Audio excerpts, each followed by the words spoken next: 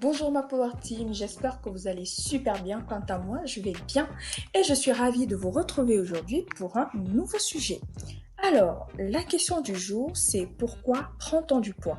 Nous allons d'abord commencer par les généralités et les chiffres.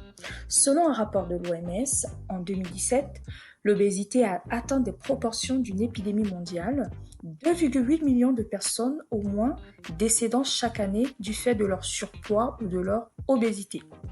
En effet, le problème de poids est un réel fléau. C'est un problème qui touche toutes les classes sociales, pourtant autrefois réservé aux pays à revenus élevés.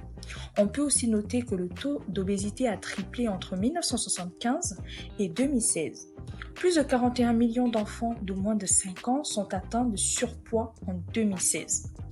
Également, selon un rapport de l'OCDE du 3 octobre 2019, le taux de surpoids et d'obésité chez les adultes continue d'augmenter dans les pays de l'OCDE. Alors, j'entends par OCDE, Organisation des coopérations et de développement économique.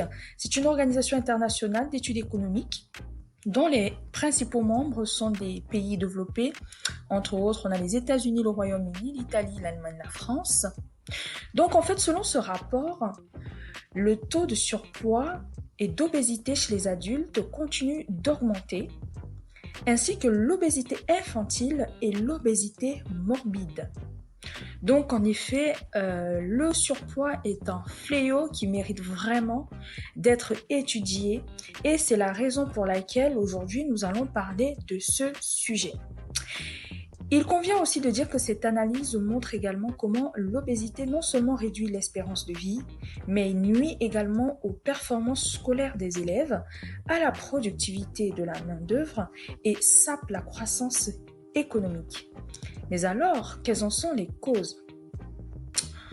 Il faut savoir que le surpoids est dû à une accumulation anormale et excessive de graisse qui peut causer des problèmes de santé. Généralement, elle résulte d'un déséquilibre entre une activité physique insuffisante et une alimentation trop riche en calories. En effet, plus la consommation d'aliments caloriques est grande, sans une pratique d'activité sportive, plus il y a un risque de prise de poids qui est dangereux pour la santé. Mais attention, il n'y a pas que le déséquilibre calorique qui est à l'origine de la prise de poids. Il y a aussi d'autres facteurs qui peuvent influencer la prise de poids, à savoir les facteurs héréditaires, les médicaments, les facteurs hormonaux, l'arrêt du tabac, les facteurs psychologiques et sociaux, ainsi que des régimes très stricts.